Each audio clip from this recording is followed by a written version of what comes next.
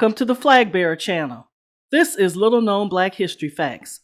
Please like, share, comment, and subscribe to the channel. Capoeira, the art of defense. Capoeira originated in Brazil during the 16th century when enslaved Africans were brought to the country by Portuguese colonizers.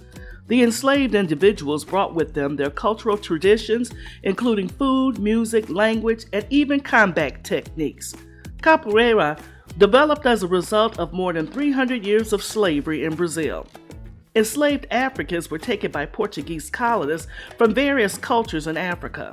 In Brazil, generations of enslaved African people shared the cultural customs, dances, rituals, and fighting techniques that would combine to become capoeira. Slaves used capoeira to fight to escape and resist capture, but concealed its combative purpose through music, song, and dance. As combat practice was forbidden among the slaves, it was often cleverly disguised as a form of dance. Capoeira has been practiced among Black Brazilians for centuries. It first appeared among Africans in Brazil during the early colonial period. According to the old capoeira maestros and tradition within the community, capoeira originates from Angola. Capoeira is believed to be specifically descended from a ritual combat technique known as engolo. This is a fighting style practiced by many tribes in southern Angola. Like capoeira, it relies heavily on inverted positions with one or two hands touching the ground and is designed to be especially useful when one is outnumbered. The exploitation of capoeiristas by warlords and other criminals in the late 19th century led to it being officially banned in 1890. Anyone caught practicing capoeira would be punished severely. After the abolition of slavery in Brazil in 1888, capoeira was illegal and its practitioners were socially ostracized for more than 40 years. Maestro Bemba, the legendary capoeira master, rescued the art form and proved its legitimacy. By the 1920s, masters of capoeira attempted to bypass the ban by incorporating elements from gymnastics and other martial arts, such as judo. It was presented as a form of self-defense rather than combat techniques. Unfortunately, the attempts to hide capoeira from the authorities resulted in it being significantly altered down from its original roots. Europeans initially saw capoeira as cultural entertainment that posed no threat to them. The music and lack of physical contact between its participants disguised its true essence and purpose. The Europeans' lack of awareness of the real nature of capoeira allowed the enslaved Africans and practitioners of capoeira to deceive them and utilize their ignorance to practice and hone a form of cultural and martial resistance. Capoeira became criminalized in Brazil, and for years its practitioners were fatally reprimanded for practicing it.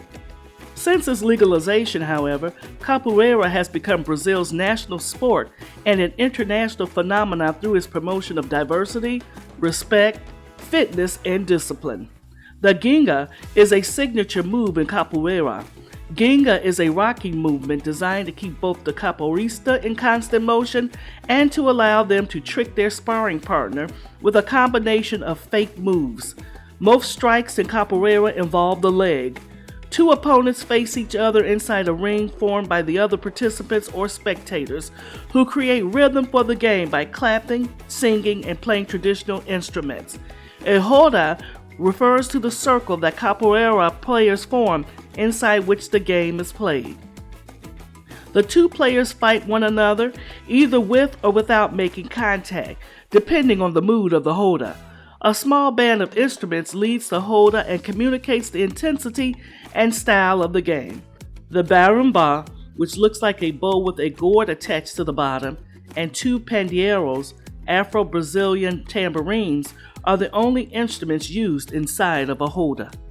Those forming the roda are as important to the game as the two players inside, adding to the energy and rhythm of the game by clapping their hands and singing capoeira songs and playing instruments. The two players inside receive energy and support from the roda. As a metaphor for the circle of life, the Capoeira roda illustrates that all individuals are important in the creation of the whole and that cooperation is essential. The maestra, the highest rank in Capoeira, leads the group and guides students in their training. Respect for elders is a fundamental principle of Capoeira as it acknowledges the experience and wisdom passed down through generations. Additionally, Capoeira fosters a strong sense of community, promoting inclusivity and friendship among practitioners. Capoeira was born as an expression of resistance and resilience that brought spiritual and emotional empowerment.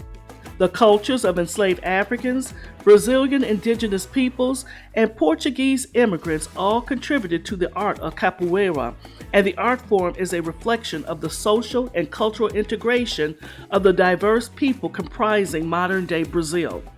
Capoeira is more than just a martial art. It is a cultural expression deeply intertwined with the history and identity of Brazil. Its unique beauty, complexity, and efficacy has a universal appeal. Today, capoeiristas can be found all over the world. Since its spread to countries outside of Brazil, capoeira has become a permanent fixture in pop culture, many moves being used in dance forms such as breakdancing.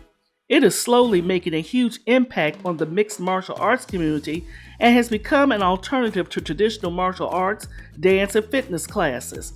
Many practitioners today, unfortunately, consume capoeira without knowledge or regards to its roots.